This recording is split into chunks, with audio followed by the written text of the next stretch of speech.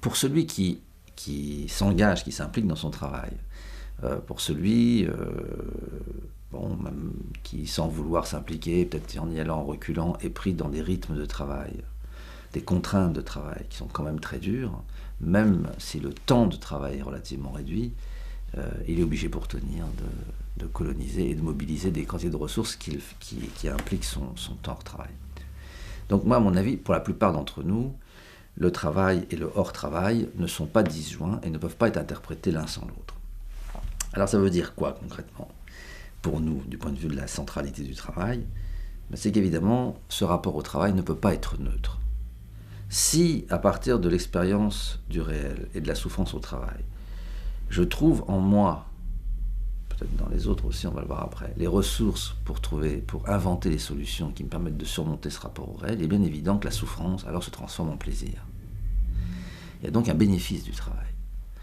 Et il n'y a pas de neutralité du travail. Quand le travail offre cette occasion incroyable de découvrir des nouvelles ficelles, d'inventer de nouvelles choses, en réalité, on découvre à ce moment-là que le travail, ça n'est pas uniquement produire, c'est aussi se transformer soi-même. C'est-à-dire qu'on sort de l'expérience du travail finalement plus intelligent qu'on ne l'était avant. Là, je vous fais tout ça au niveau de l'intelligence. Je peux vous le faire en entrant un peu plus dans la matérialité de l'intelligence, autour de la question de la sensibilité.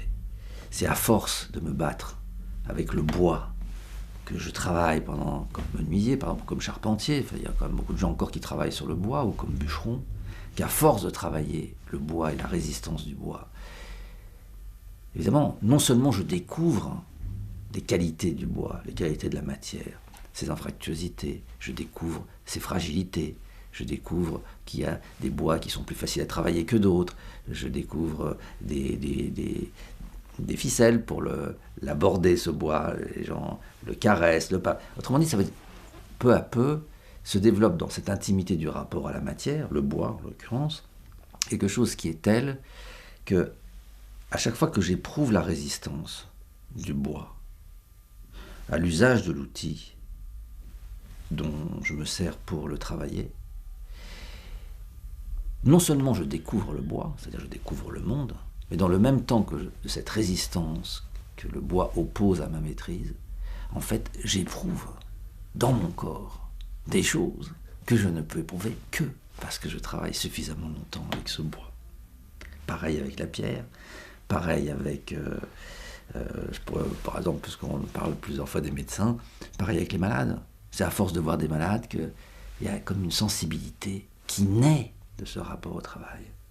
À force de rencontrer, de revenir sur la tâche et sur la difficulté, non seulement je découvre le monde, mais je me découvre moi-même. C'est en somme, par cette expérience de la résistance du réel, que mon propre corps et les propres pouvoirs de mon corps se révèlent à moi. À ce point que, au bout d'un moment, je finis par avoir une nouvelle sensibilité qui permet, par exemple, celui qui a travaillé beaucoup de bois, il caresse le bois, puis c'est un beau bois. Et là, il sent des choses que lui seul sent. Lui qui travaille le bois, pas moi qui ne sais pas le travailler comme lui. Autrement dit, le travail est un moyen de faire naître en soi de nouveaux registres de sensibilité.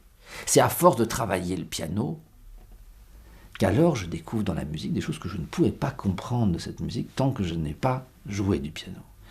Mais à ce moment-là, j'entends aussi, chez le pianiste, parce que j'ai travaillé le piano et qu'il m'a résisté et que j'ai eu l'obstination de me battre, alors j'entends la nuance de l'autre et je dis, mais celui-là, il joue. Voilà. Pareil pour le violon. Autrement dit, le travail est une occasion de faire se révéler à soi des registres de sensibilité qui n'étaient pas là avant le travail. Travailler, ça n'est pas seulement produire, c'est se transformer soi-même. Donc, on voit que ce rapport au réel du travail, il peut générer le meilleur, l'accroissement de soi. Il y a des gens qui s'émerveillent devant un bois, qui s'émerveillent devant un métal, caressent le métal, caressent ici la pierre, ils regardent ça. Et lui voit dans le marbre qui est ici de cette cheminée des choses que l'autre ne voit pas.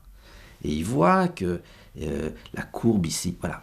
Donc, il est plus riche et plus sensible et plus capable de jouissance que celui qui ne connaît pas ça. Mais c'est ce corps qui éprouve, c'est quel corps?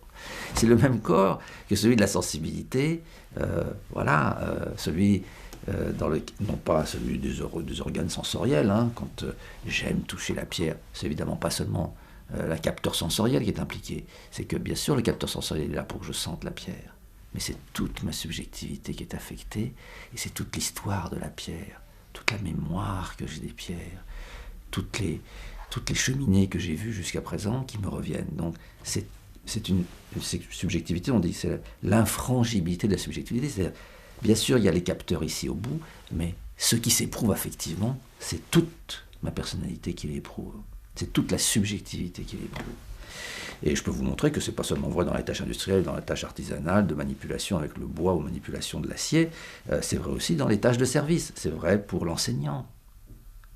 L'enseignant avec tous ses gamins, l'institutrice, c'est un rapport dans lequel le corps est engagé tout autant que pour celui qui doit usiner une pièce. Bien sûr qu'il y a celui qui usine la pièce à l'oreille. Il entend le stridence du forêt et il sait au micron près. Alors ça, c'est l'intelligence du corps, puisque tout ça, c'est le corps qui est engagé là-dedans, c'est le corps qui mémorise, c'est le corps qui palpe, etc. Mais pour savoir comment maintenir une classe avec 20 petits marmots qui s'agitent, est-ce que cette agitation est une agitation normale, le bruit, ça chuchote, ça parle, ça rigole? Alors, il y a une agitation qui est bonne. Il y a un bon bruit, il y a des respirations. Et puis, à un moment donné, ça monte un peu trop, et l'institutrice, qui a l'habitude, dès cet instant, elle sait qu'il va falloir trouver une solution, parce que si elle passe ce cap-là, l'agitation va se dégénérer, ils vont se battre entre eux, et après, elle perd le contrôle de la classe. C'est encore avec son corps qu'elle apprend à sentir ça. Et à ce moment-là, qu'est-ce qu'elle fait? Elle dit, les enfants, on arrête, on pose les cahiers, et maintenant, on va chanter. C'est pas dans le programme. Ben, voilà.